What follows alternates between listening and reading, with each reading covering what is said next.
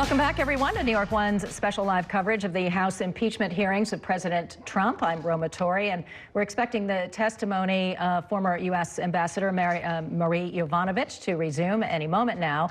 But while we wait, I am joined once again by New York One political director Bob Hart, as well as Timothy Frye. He is a political science professor at Columbia University and a visiting scholar at the Russell Sage Foundation. And before we speak, Professor, just a little bit of a recap.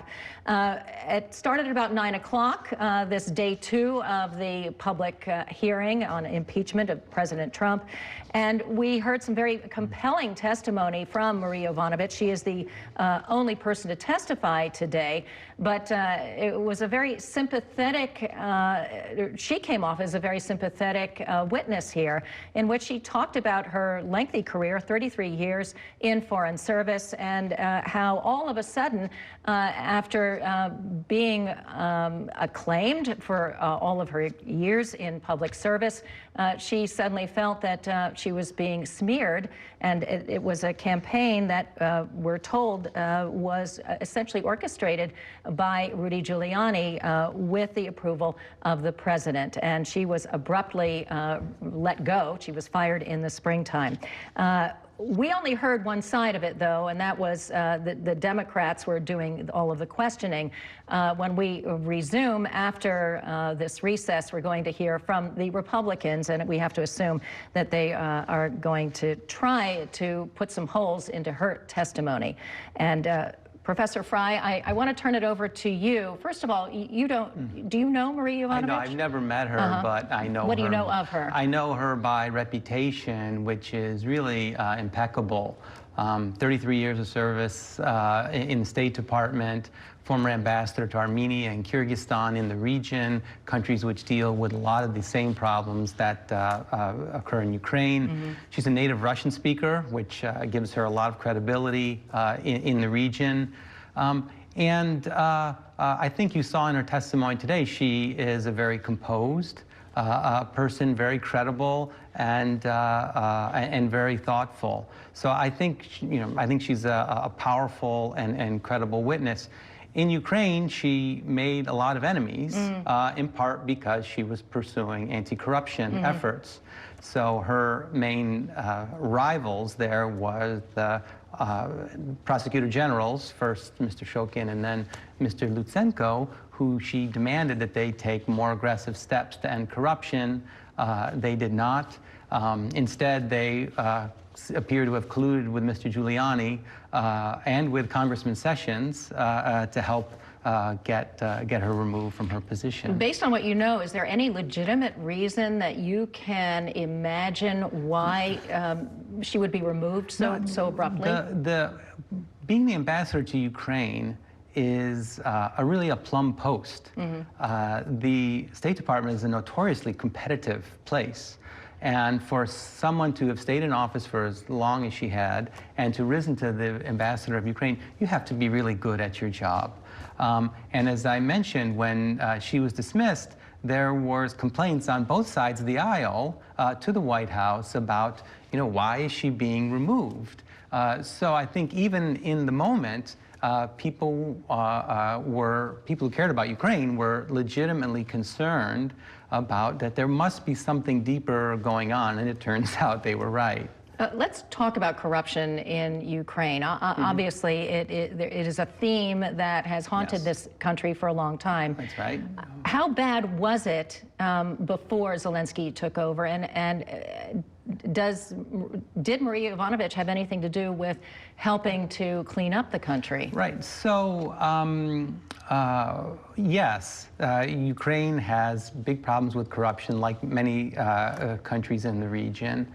And what her job was to try to get the Ukrainian government to take steps to combat corruption. And some of her strongest allies were anti-corruption activists within Ukraine who were pushing for legislation to help clean up the banking system, to make budgeting more transparent, to put more restraints on the powers of the Prosecutor General's office, not to just put people in jail on a whim so that they could extort bribes. But of course, the Prosecutor General is a very powerful office in this country, and this is where she was really, really fighting. Since Mr. Zielinski's come into office, there's been a number of steps that have been very important. For example, deputies in the Ukrainian Rada, the parliament, used to have diplomatic immunity, and this allowed them to get away with all kinds of shenanigans, and he has taken that away. Also, he's been in negotiations with the IMF to try to clean up the banking sector, and that again steps on a lot of toes, and he's made some progress there, but these are deeply entrenched problems. The new Prosecutor General is a former anti-corruption activist who's cut from wholly different cloth than his predecessors, than Lutsenko and Shokin. I mean, Lutsenko, he did not even have a legal training before he was made Prosecutor General. So the president went to the parliament and said we needed to have an exception to the rule that says the Prosecutor General must have a legal education, and got them to agree to that. So the new Prosecutor General is in a much stronger position, as is President Zelensky. All right. Stand by, because so many people have been glued to their TV screens watching the proceedings today, and certainly starting yesterday. What's been the reaction from New Yorkers? Our Amanda Farinacci has been out talking to residents in the only congressional swing district in the city. That's the 11th on Staten Island. It encompasses all of Staten Island, in fact, in parts of southern Brooklyn. And she joins us now with some reaction. Hi, Amanda. Well, Roma, Staten Island is really an interesting place to take in these impeachment proceedings and to be out and talking to people, because, as you mentioned, this is the only congressional district in the city that is a swing district. Staten Island, of course, also the only county in the state that overwhelmingly voted Donald Trump into office back in the 2016 election. Something like 57% of voters here voted for Trump. So when I came out this morning to speak with people, to check in and see if they're paying attention, I sort of really expected to hear from a lot of overwhelming Trump supporters, people who would basically say, this impeachment proceeding is really sort of a witch hunt. I should also mention, though, that this is, that congressional seat was flipped, having been a very long time Republican stronghold. Max Rose, of course, winning that seat, a sort of upset victory for him as a Democrat. So there is something of a little bit of a shift. Anyway, when we spoke to people today, we're here at this diner, people had NY1 turned on, they were watching, they've been hearing it in the background. We got sort of a mixed bag of opinions about what they think about these proceedings. Some people saying they can't stop watching. Some people say they can't watch anymore because it feels like a circus. Other people say they hope that the process plays out appropriately and that some resolution comes along, because generally this type of thing is not good for the country. Take a listen, though. We've certainly got a more diverse set of reactions than I would have expected. I'm not happy with the impeachment. They already tried once. Clinton got away, Hillary got away, Bush got away to allow those planes, and thousands of people died. I am not happy with them going after this president. They don't like him because he's a businessman, but he's running the government like a business. The more that they have on him to get him out of here, the better, because I think he's just awful. I feel like our country took a step back when we elected him. There's so much back and forth and different stories. It gets to the point where no one's really telling us what's going on, and that's why there's so many things out of order. Yes. And I kind of don't believe anything anymore. Of course, Roma, you can hear that cynicism in all of the people that I spoke with, people just sort of expressing fatigue. That's really the sort of overwhelming, or the common thread between all of the people that I spoke with, was just sort of fatigue about the process, fatigue for what the president will say next, fatigue for arguments that come from Democrats that Republicans have to ward off. The most important thing, though, the takeaway, I think, really is that for the democratic process, people are very engaged. They are paying attention. Even when they say they're sick of it, it's still something that they're hearing in the background. And I think a lot of conversations certainly taking place here and probably elsewhere where people are tuning in to see what's happening, to pay attention to the process, which is, of course, always good news. For now, that's the latest from here in Graniteville. I'm Amanda Farinacci. We'll send it back to you. Amanda, just a quick question. Obviously, it is good that people are paying attention, but did you get a sense that anybody's minds were changed after what they had been hearing today and, of course, from Wednesday? I don't think so. One man I spoke with said what he heard Wednesday. He watched the full duration of the hearing. He said much of it was what he'd anticipated seeing. He thought it was good that it was said publicly, but there were no surprises in there for him. He is a person who is in support of impeachment. For the other people, those people, like the woman that I spoke with, who is a big Trump supporter, she said, you know, none of this means anything. I haven't heard anything here that's really sort of shocking me. And people also remarking on this idea that they blame the media a little bit and the Democratic Party for treating this like it's some kind of blockbuster event, when really it's a serious and important part of the democratic process that shouldn't be treated as if it's a blockbuster movie. So there's a lot. I would say that the general feeling here is a lot of cynicism and skepticism of the process. Well, that part is unfortunate. It is a blockbuster and it's history, but we'll see how it goes. Thank you very much, Amanda. And I want to go back out to Washington now on Capitol Hill, where our Javon VTOL is standing by. Hi, Javon. Hi, Roma. Good afternoon. In the reaction that Amanda was talking about from folks up there, we're also hearing from members of Congress down here.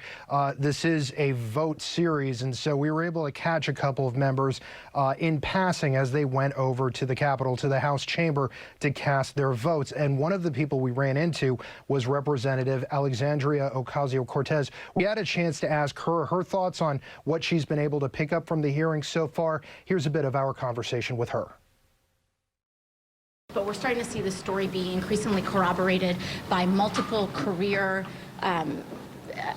public servants in the United States and under the State Department. And so it's important to remember that these folks are not Democrats. They don't just serve Democrats, nor do they just serve Republicans. We're talking about career-long, decades-long public servants that have served under multiple presidential administrations, both Democrat and Republican, sounding the alarm, saying that our most sacred institutions are now under threat because the president is soliciting foreign interference for his political gain.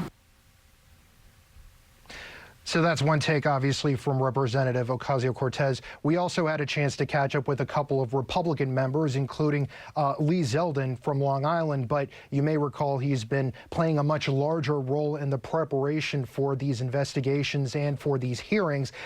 He was in a bit of a hurry to get to the votes, but he did say that there was a bit of credibility issues when it came to former Ambassador Yovanovitch's testimony. We also had a chance to catch up with Representative Will Hurd, who is a moderate. He's on intelligence, and later on today, we're actually going to be hearing from him as he asks some Q&A. Very quickly, I had a chance to ask him, do you find the witness credible? And he said, absolutely. So there is a bit of listening that is going on, at the very least, when it comes to at least the moderate Republicans on the panel. So that's kind of a bit of what we're getting in terms of the party lines and the opinions that are immediate from here, Roma. But obviously, as this testimony goes on, we're expecting to hear from the Republican side of the panel with the Q&A from the council and also from the members themselves. We'll see how the opinion shifts as we go throughout today. All right, Javon, thank you, and please stand by. And again, folks who are just tuning in, we are waiting for this rather lengthy recess to end, and so we can resume with the public impeachment hearing. But in the meantime, I want to bring Bob Hart back into the discussion. The name that keeps coming up over and over again is our former mayor, Rudy Giuliani, and it sounds like he's in much deeper than we even imagined a couple of weeks ago when all of these stories started to break. How much legal jeopardy do you think he is in? And actually, at the start of the hour earlier today, we found out that he is under investigation now. If we believe Bloomberg News Service last night, it reported that the U.S. Attorney's Office in the Southern District, an office that Rudy Giuliani used to run in a different lifetime almost, is investigating him for whatever his role was in Ukraine. So we don't really know, we haven't really heard from the testimony why he's doing all of this, but we know what he is doing. Prosecutors are clearly trying to figure out why. I should also point out that that cynicism that Amanda Farinacci heard on Staten Island, if I was in the Republican war room, I'd be thrilled. Yeah. Confusion, cynicism, I don't know who to believe, relativism, these are all good things for the Trump White House.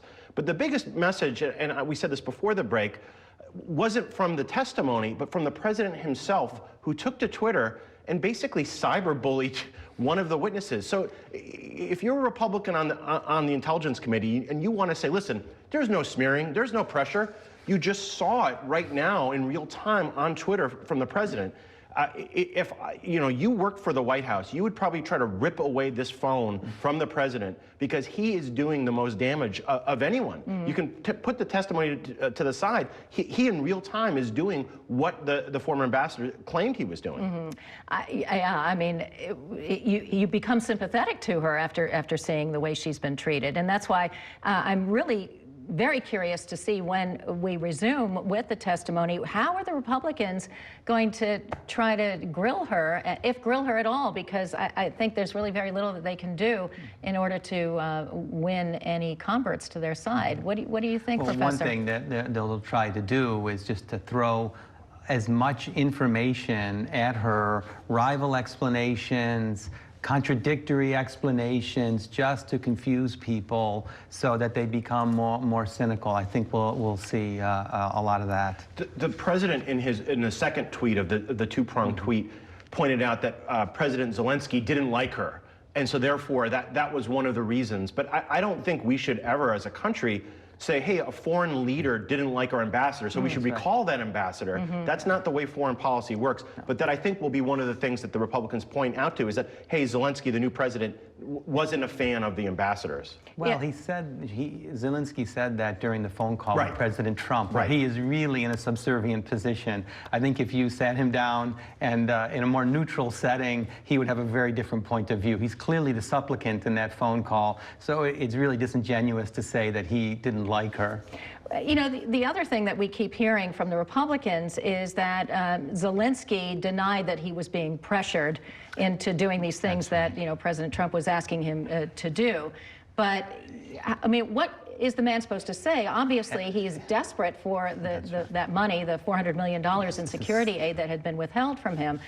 Could he have answered any other way? This is a bit like my students, coming up to me and saying, there's a lot of leverage there. So I think we really have to be very careful what Zielinski said to Mr. Trump in what he expected to be a private setting, where he was trying to ingratiate himself with the president. To take that completely out of context is what the president is doing, and that's not correct. And also the transcript of the first phone call. Yes. I was saying to you, that would be like saying an actress said, well, Harvey Weinstein didn't bother me here, so then he must be innocent of all charges. Right. And it was the other notable thing, though, in that first phone conversation was the White House's official readout said, oh, they talked about corruption. They did not in the transcript that was just revealed. There was no mention of corruption whatsoever in the first conversation between the president and Zielinski.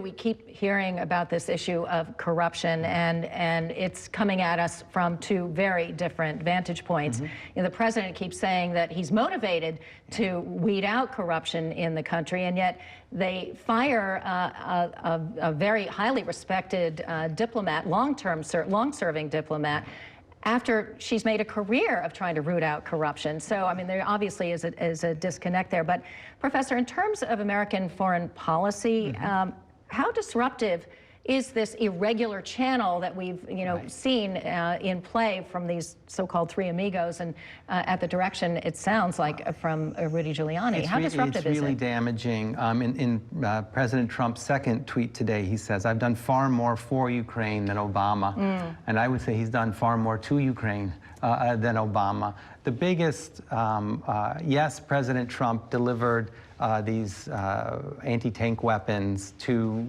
Ukraine in a decision that the Obama administration did not. But it's at a very different stage of the war. These weapons are kept very far away from the fighting.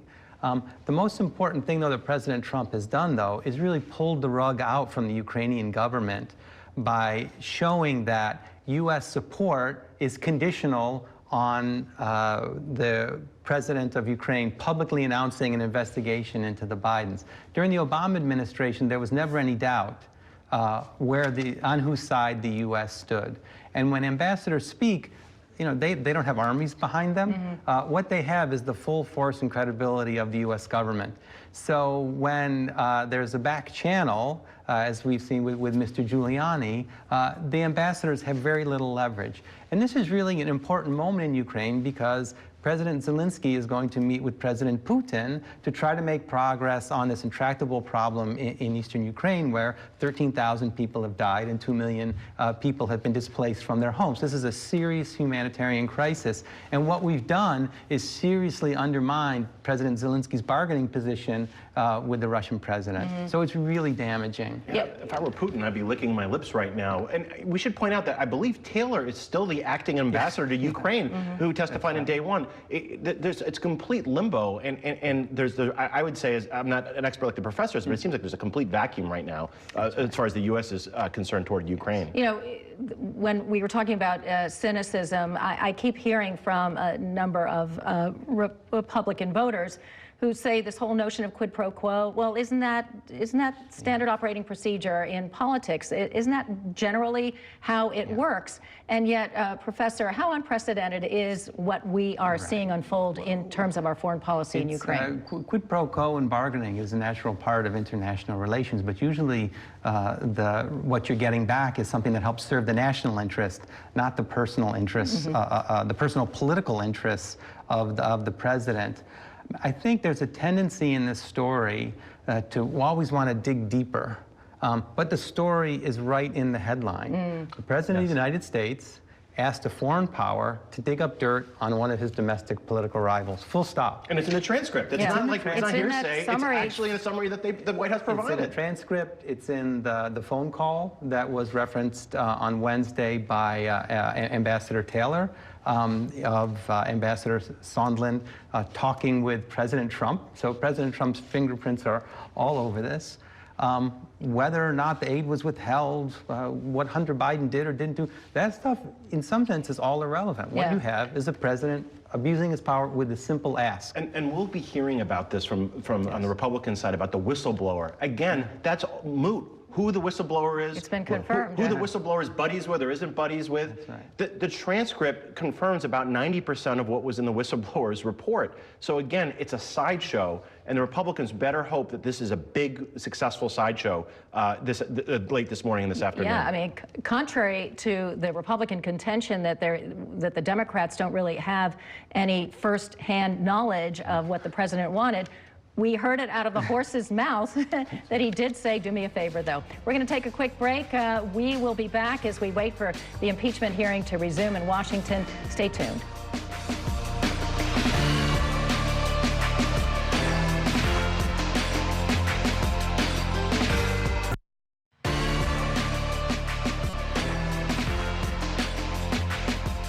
And welcome back to New York One's special live coverage of the House impeachment hearings of President Trump. I'm Roma Torrey, and we're expecting the testimony of former U.S. Ambassador Marie Yovanovitch to resume soon. But right now, I am joined once again by New York One political director Gbaud Hart, as well as Timothy Frye, political science professor at Columbia University and visiting scholar at the Russell Sage Foundation. But in the interim, we got some developing news this hour. Former Trump advisor Roger Stone has been found guilty. And Bob, I have to say, not too much of a surprise there. The evidence was pretty damning. This is the indictment sprung from the Mueller probe into the Trump White House. And basically, the jury found that Roger Stone obstructed justice. He threatened one of the several witnesses and basically tried to keep the investigation from continuing. It sounded, Steve Bannon, one of the president's former advisors, testified at the trial. There was emails. I would have been surprised had he been acquitted, or at least not convicted on some, if not all, these charges. Roger Stone has been a fixture in New York politics for decades. He has a tattoo of Richard Nixon on his back, literally.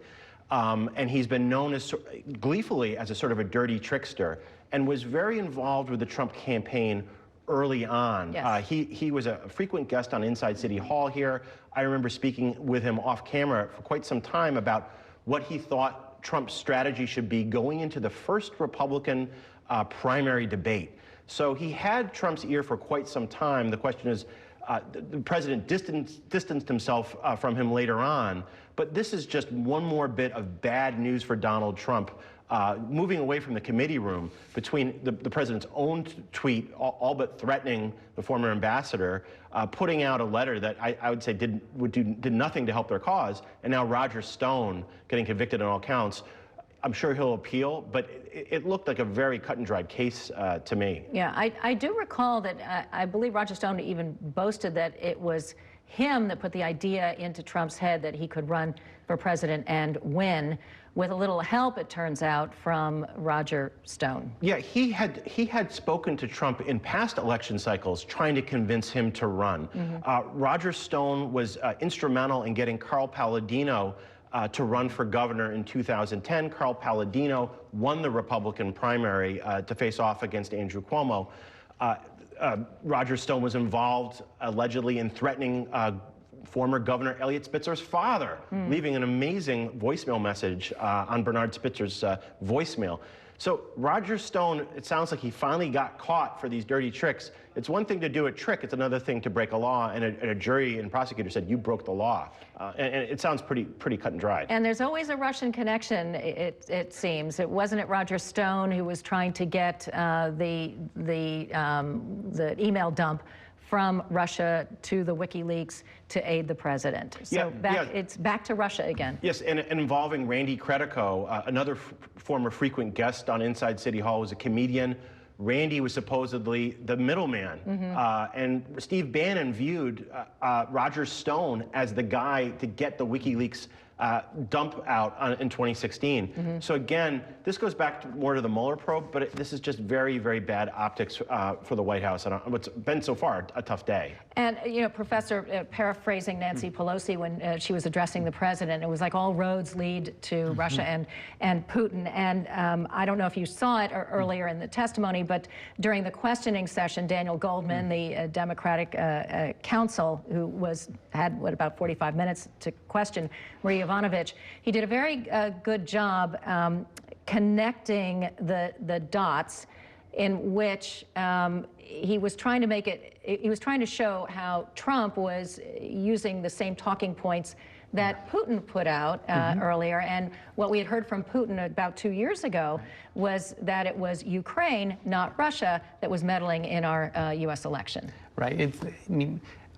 President Putin did not, orchestrate the whole Ukraine affair, but it's clear that he's been the beneficiary from it in a number of ways. One is Russian state TV has been trumpeting how the U.S. has sold out their erstwhile ally in Kiev in order to serve Mr. President Trump's narrow political interests.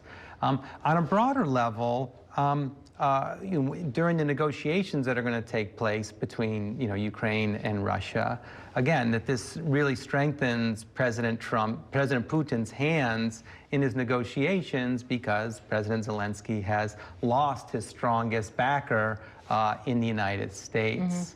And even at a deeper level, what President Putin loves more than anything to do is to show equivalencies between Russian politics and American politics. So when he sees President Trump abusing his office, when he sees high-level corruption, he points this out. Right. And he's sending a message not just to people outside of Russia, but also to people inside of Russia. Like, you want democracy?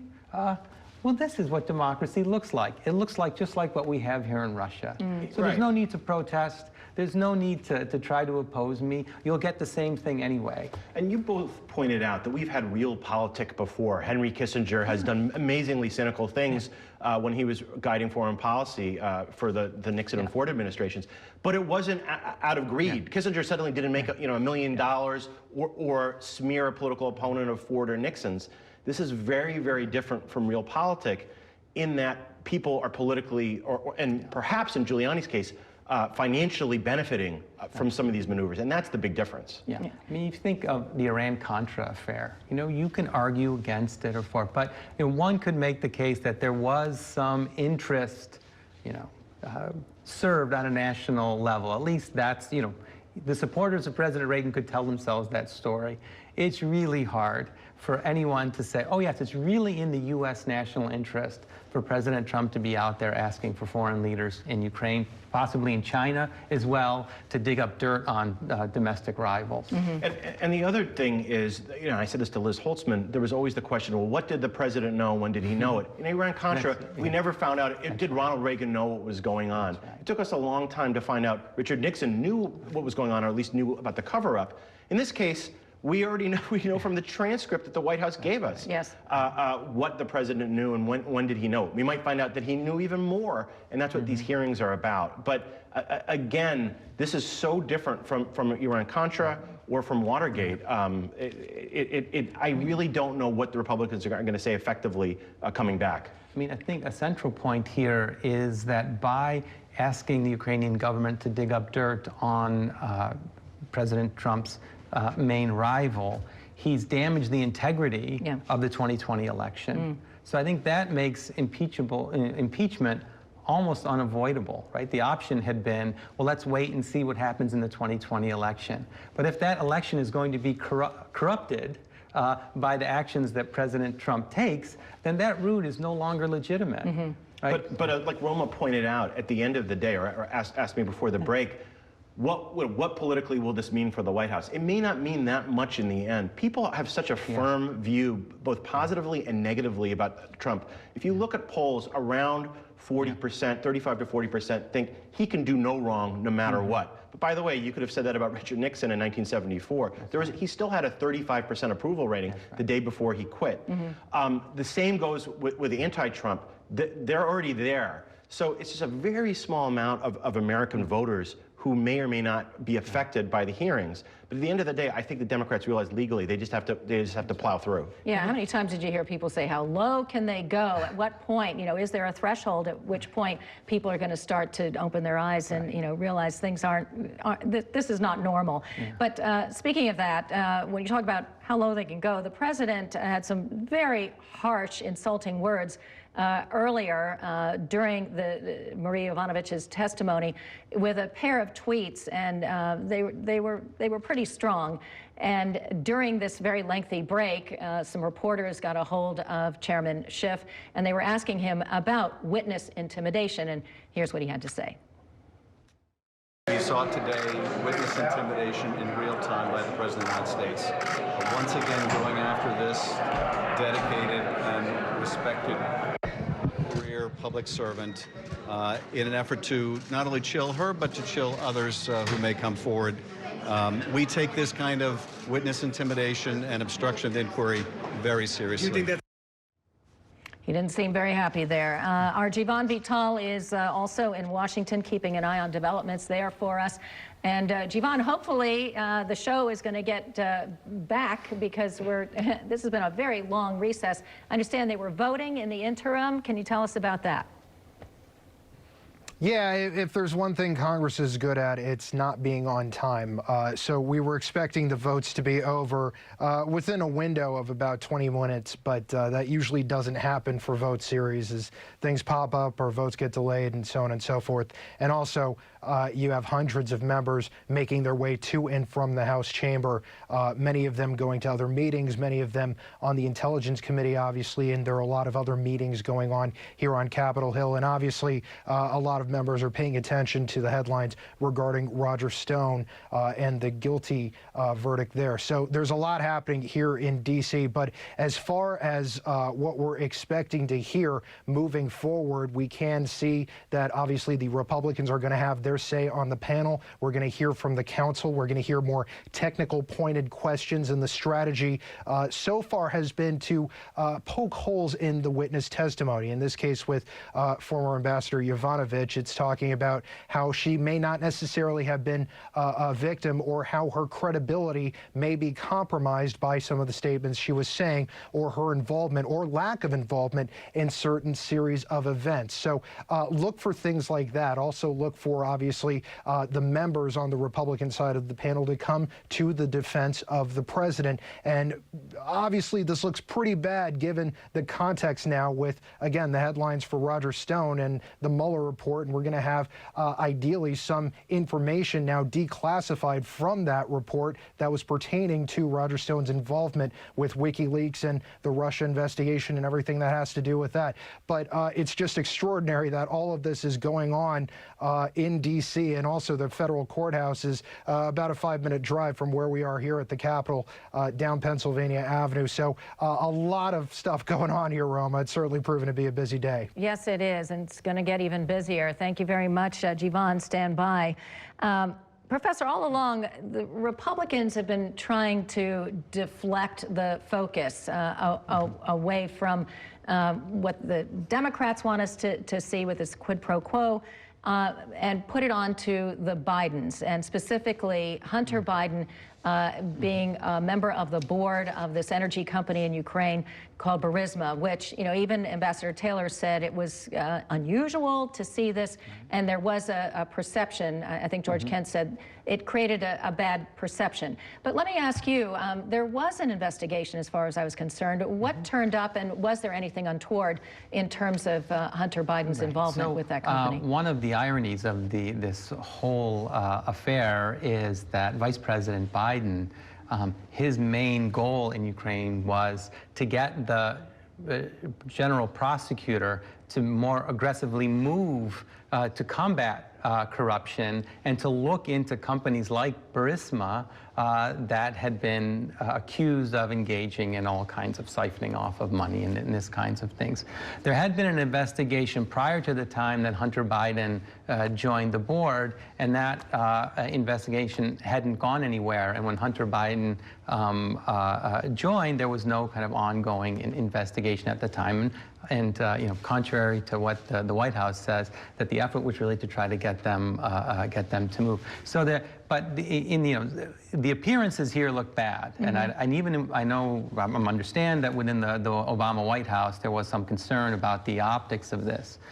You know, that said, you know, there's no evidence of Hunter Biden engaging in any kind of untoward or you know, illegal activity during his time holding this board position. These are you know, the other members of the board included ex-president of Poland, Aleksander Kwaśniewski. And there was also a former high-level Bush official who had worked somewhere in the defense sector who was also on the board.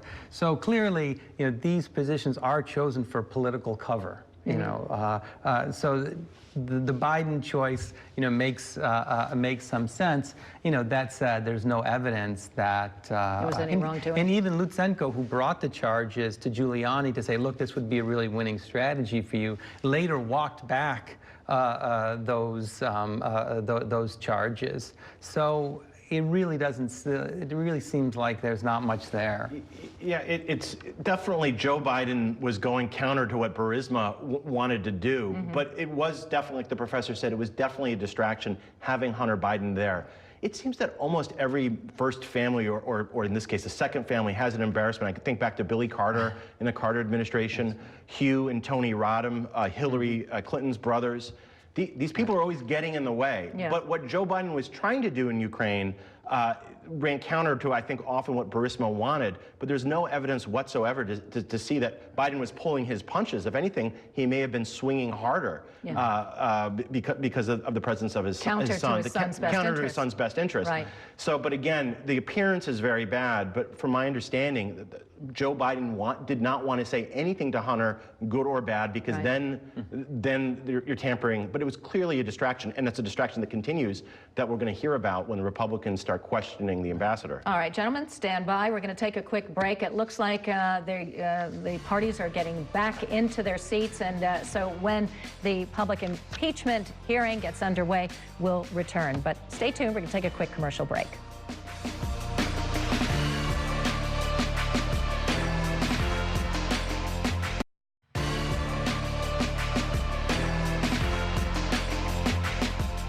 And welcome back, everyone, to New York One's special live coverage of the House impeachment hearings of President Trump. And it looks like everybody is getting back into their seat, and they'll be gaveling in very shortly. But we just want to repeat some breaking news that came just a few moments ago. Roger Stone, the so-called and self-professed dirty trickster, has been found guilty. And Bob, what does this mean for the president, and how is this going to reflect on him? What prosecutors like to do when they convict someone is to, quote unquote, flip them. So there's hope that I think federal prosecutors have that Roger Stone might have some damning information about the president, and instead of going away to prison for several years, one calculation was that if he did all these things consecutively, if he served all of the convictions consecutively, it would be 50 years. Wow. I don't think he's going to get 50 years. But regardless, this is the time when someone would say, hey, if you have anything to say about Donald Trump, say it now or forever hold your peace before you get sentenced. Yeah. I mean, he'll appeal, but it seems pretty clear that he lied to Congress. He tried to cover it up. He allegedly threatened some witnesses, or the jury doesn't say allegedly, they said he did do it. Including a dog. Including Randy Credico's dog. Right. So that's, I think, what they're going to wait and see is, does he have any information about the president that he hasn't shared so far? Yeah, we're looking at, I believe these are live pictures. He just emerged from the courtroom. There's just a few moments ago, and I know that the media there was trying to get him to speak, but he's pretty much been gagged.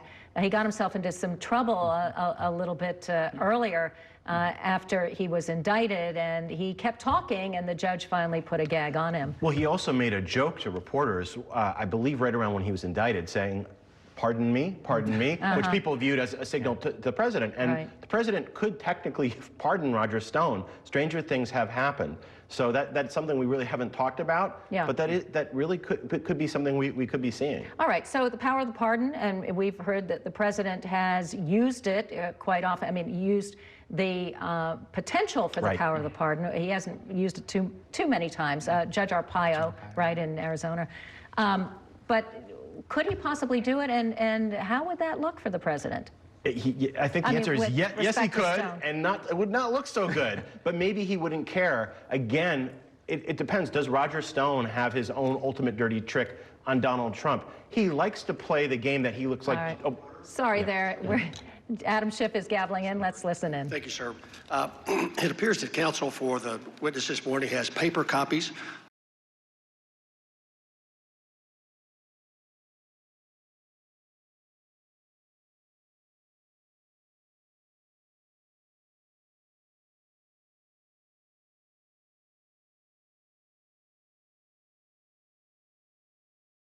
Take a 5-minute recess. Okay. If members of the audience could please remain in the seats to allow the witness or counsel to leave ahead of us, we will resume in a few minutes. We are in recess.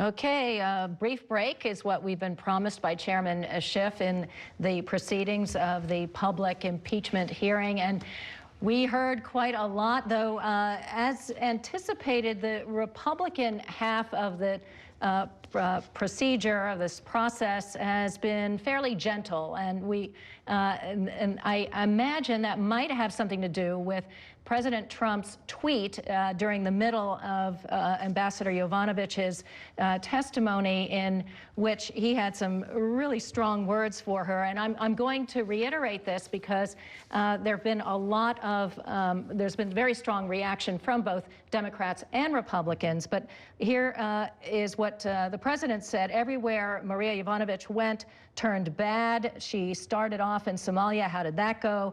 Then fast forward to Ukraine, where the new Ukrainian president spoke unfavorably about her in my second phone call with him. It is a U.S. president's absolute right to appoint ambassadors.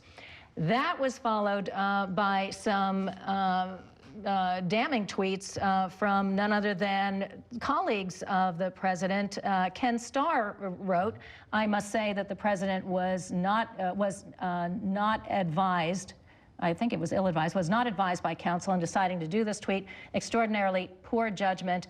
And then Elise Stefanik, who is a Republican congresswoman from upstate, said, I disagree with the tweet. It went on and on. But interestingly, Bret Baier of Fox News, which has always, or at least generally, supported the president, said that turning point so far, let's see, the turning point so far, already sympathetic witness in president's tweet ripping her, allowed Schiff to point it out real-time, characterizing it as a witness tampering or intimidation, adding an article of impeachment real-time. So this was quite a misstep if you listen to all of the, or many of the president's supporters. Bob Hart, I want to get your take on this. An article of impeachment already, according to Bret Baier. It was, I think your take was right. It was a very muted Republican response to the ambassador. I think gender dynamics were also at play. Right. That the Republican men, with the exception of Elise Stefanik, who's obviously a woman, did not want to be beating up on the ambassador. It was almost, several of them pointed out that she's at Georgetown now, almost tacitly, almost a tacit apology for the bad behavior of a CEO by company officials, but noting that the employee has landed on her own 2 feet at Georgetown. But again, looking at Twitter and listening to the Republicans, there's the oh, this is hearsay. You never spoke to the president directly. But when we hear about a smear campaign secondhand or third hand, and then suddenly on Twitter is the president basically smearing the ambassador, that's all you need to know. It's the same thing with, oh, you're hearing that the quid pro quo, it's hearsay. Well, we have the transcript from the White House of what the conversation went on, which is basically a quid pro quo. So it's hiding in plain sight. And so I think it was a semi-disastrous day for the president overall because of that tweet. Yeah. Professor Timothy Frye, what was your take on what we just heard? So I think the tweet and the reaction to it, both in the hearing room and in the Twitter sphere, will dominate headlines. It was unexpected. It's new news. It will grab attention.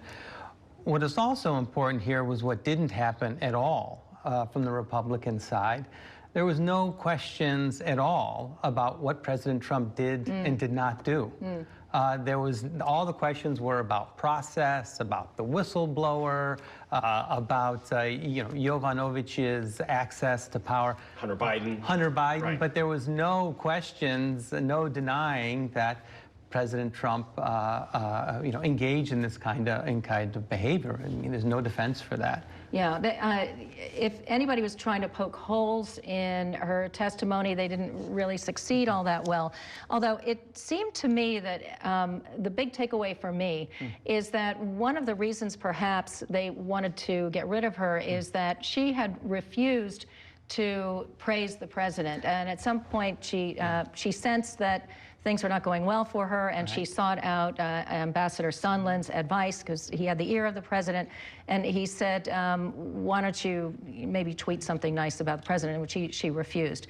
So time and time again, it seems that during the testimony, anybody who said anything critical of American policy or of the specifically of the president was perceived as an enemy of the president and therefore somebody that needed to be done away with. And that was one of the points of Congressman Himes, a Democrat from Connecticut, saying, hey, would you have been on board with an investigation of the Bidens, pushing the Ukrainian government to do that? Right. And she basically said, she said no. So that's one speculation. Why did the president want her out of there? Because she wasn't on board with the irregular track that the Ukrainian policy was taking. Right. It's also worth pointing out that she was asked by one of the Democratic questioners or representatives there about how painful this whole period was for her. And she made a very strong point, at least to me, that she said the president didn't really need to do all of this. He didn't need to malign her. He didn't. The character assassination wasn't necessary. You can just fire her. She serves at the pleasure of the president. All he had to do was just say, "You're done." But yet he had to demean her and disparage her in such a very personal way. And again, if you say, "Well, that's just hearsay," The tweet this morning is so damning because it's right out there. And it was in the phone call. Right. The other thing that this sort of harkens back to is when Rudy Giuliani, back in the 1980s, was the U.S. attorney in Manhattan.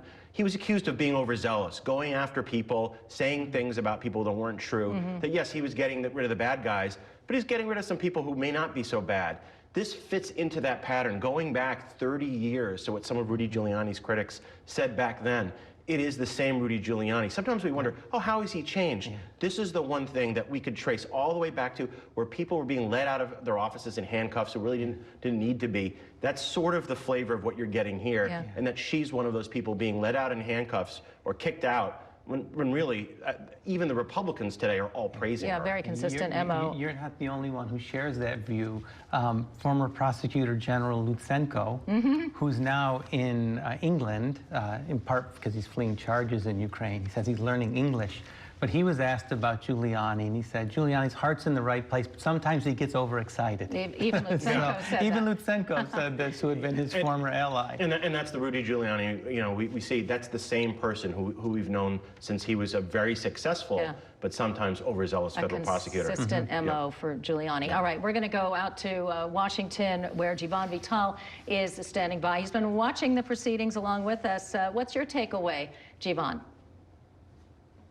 Well, when it got to the member Q&A, Roma and Bob, it became more obvious why the counsels for both Democrats and Republicans were given the 45 minutes. You had more pointed technical questions. It was more of a conversation. There were more facts and information that were given out and that the American public could take and digest. But then when it got to the panel with the lawmakers asking questions, some lawmakers, obviously on both the Democrat and Republican side, chose to use it to engage in theatrics and parliamentary roadblocks. So it was what we would expect, and that is why Democrats making the argument that the rules were changed for this. And you've been hearing a lot of arguments being made on the Republican side of the panel that the resolution that governs these public impeachment hearings, HRES 660, which passed on a party line vote, -2 Democrats for more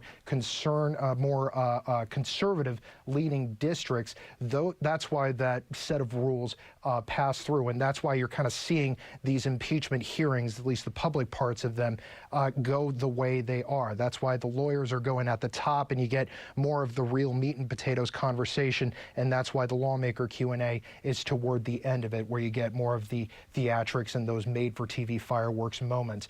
I think most of the information that we could really glean and that really made the most sense came from the counsel questions from the Democrats and the Republicans, where you were getting those pointed topics and you were getting more substantive answers from the witness rather than the theatrics and parliamentary games that were being played later on. Yeah, you know, Javon, another, I guess, argument or strategy of the Republicans there is this, I think the Democrats called it a case of victim blaming, where they were saying that Yovanovitch really didn't defend herself properly and that she didn't fight back sufficiently, and maybe it was her own fault that she was sent back. What did you make of that?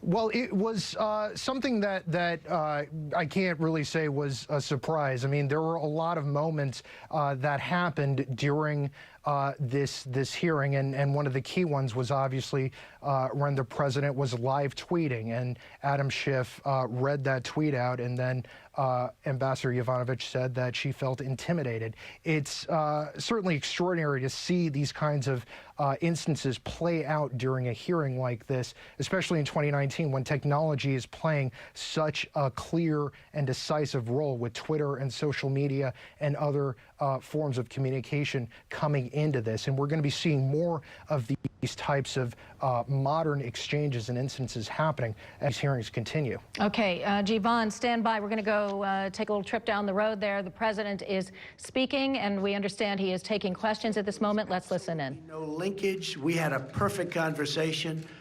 And I also, because of transparency, whether it's medical transparency or just transparency generally, I also put out today a statement. And in the statement we released, and then Congressman Nunes read a call that I had with the president of Ukraine, and it was a great call. It was a very nice call. Everybody said it was perfect. I always say it was equally as good as the other call. And I put it out today, and nobody even wants to report it because it was so good they don't want to report it. Look, if we had an honest press in this country, we would be so well served. And you know what? When I look at your approval numbers, they're the worst they've ever been in the history of our country. The media, the approval numbers, they are horrible. And you ought to get yourself back, and you ought to put yourself back in a position where people respect the media again. And I know some great journalists, I know some great people in the media, but there aren't enough of them. There's a lot of dishonesty, and many of you I just consider members of the Democrats, and it's a shame. Okay, thank you all very much. Thank you. Thank you. All right, very brief Q&A with the president, and I understand Schiff is walking back into the room, so any minute we're going to go back to the hearing room in Congress. But just a few words from the president. He was rather miffed that he did release the transcript of his phone call. The initial phone call with Zielinski right after he was elected back in the spring. And interestingly, there was a transcript of the phone call, and that was the literal translation of the phone call. However, as Bob pointed out, the report initially from the White House detailing that phone call had a very different ending. This is what reporters do. We look for inconsistencies, and there's a glaring one. The White House readout of this first phone call was that there was a conversation about corruption. We now see the readout. There's no talk of corruption in that call at all. So this is what we in the media do. Hopefully our approval continues to rise. But it's interesting that the president, I've never, by the way, heard anyone use superlatives when you have a phone call. I just had a perfect phone call. But regardless, that is something that really should be addressed by the White House. Why was your official press release regarding, I'm sorry. I'm going to cut you off. I'm sorry. Schiff is talking. Let's listen in.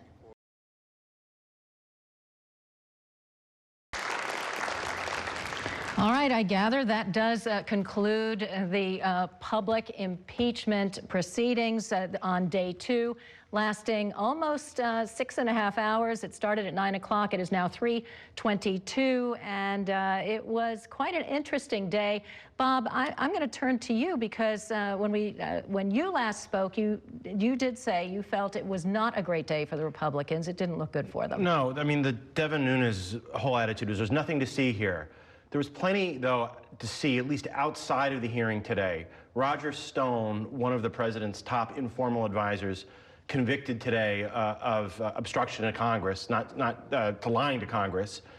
We have the president's private attorney, Rudy Giuliani, reportedly being investigated by the U.S. Attorney's Office here in Manhattan. And then we have the president himself tweeting and attacking today's witness. So again, we can hear about hearsay, but it's all right in front of us. And I think the Republicans in the House today are trying to drag the president over the finish line, and it's getting to be a heavier and heavier pull. Yeah. Professor Frye, we heard the Republicans try every which way to sort of deflect from the allegations about the president's wrongdoing or perceived wrongdoing, allegations of extortion and bribery, as the Democrats have said. And what really struck me, though, is when Jim Jordan was questioning Marie Yovanovitch, and he kept talking about all the critical statements that were made about President Trump and our policy in Ukraine, and it sounded like this doesn't happen all the time. I'm asking you because you deal with foreign policy. Don't high-ranking leaders of various countries generally criticize their counterparts in other countries? I mean, it seems obvious that the president's taken it so personally, and Jim Jordan is just taking up the I think there are criticisms. 2 points here. One is, one of my favorite authors is Anton Chekhov, who's also a doctor. And he has this famous line that if there are many treatments for a disease, it means that there's no cure. And this is the Republicans. They have many treatments. There are many arguments because they don't have any ones that are really working very well. bringing up Hunter Biden is a winning point for them, but appealing to John Kerry's campaign aide in 2004, op-eds by the Ukrainian ambassador, this stuff is all way too obscure to move the needle in any way. I agree. The Republican counsel, Steve Castor, I felt was meandering in his questioning. Right.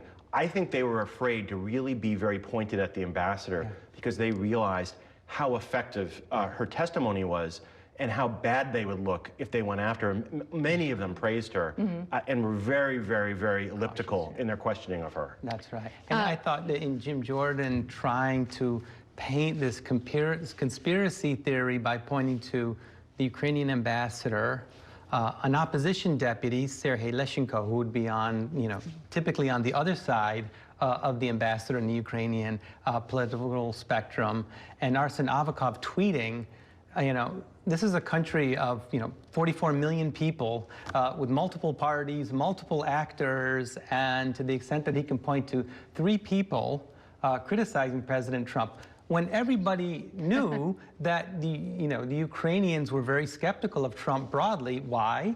Because he had the Republican Party remove the plank in the party platform at the convention saying that they were, the Republicans were committed to arming Ukraine. He had raised the possibility of lifting sanctions as a candidate. As a candidate, he had raised the possibility of recognizing Crimea. These are all 3 core issues that would have motivated the broad Ukrainian, political spectrum. This is not news to anybody, but this is what happens in politics. Right, but it's just funny because the Republicans take exception to the critical tweets against Trump, but look who we're talking about when we talk about critical tweets. All right, the representatives, congressmen and women, were going into the basement to depose David Holmes.